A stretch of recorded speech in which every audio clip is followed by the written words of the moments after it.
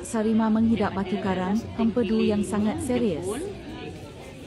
Saya mengidap batu karang empedu yang serius sangatlah. Dia berpunca daripada gastrik tu. Jadi saya dah rasa mengidap dah 5 tahun lah. Tahap tu saya dah tak boleh tahan. Badan dah kuning. Cuma masukkan stand saja. Masuk kamera, nak pastikan yang dalam perut ni okey tak okey. Lepas tu dia kata dalam tu dah saluran rosak. Empedu pun dah banyak, batu dia besar-besar lah. Jadi 14 kali tukar stand. Dr. Mohan daripada Sedang, dia yang suggestkan pergi ke Hospital Thomson, Sarah. Dia yang buat operation Dr. Mohan tu lah.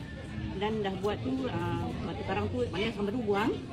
Saluran saya pun dah rosak, jadi dia ambil usus kecil tu, buat saluran baru. Dan hati saya dia ada ambil sikit buang sebab ada macam, bukan pertumbuhan tapi dia macam ada cecair. Jadi hati tu dia potong sikit. Betul rawatan susulan tu pergi ke klinik kerajaan lah, kecil. Saya buat open surgery 30 cm. Banyak besar. Memang besar sebab bila Ila ni, dia sajakan saya lift core ni, saya terus order lah. Sebab kita masalah buang air susah sikit. Memang bukan salah lain tapi buang air tu tak lancar lah. Rasa kencing pun tak puas. Jadi bila kita ambil lift core ni, jadi rasa buang air mudah. Bangun pagi buang air. Kencing pun banyak. Kencing kita sampai dia bersih lah. Dia memang bersih. Dia selesa, badan ringan. Kita rasa fresh badan tu. Tidur pun rasa senang, lena lah. Cepat kata orang tu. Bila ngantuk boleh tidur terus. Tak ada nak macam fikir-fikir, tak ada.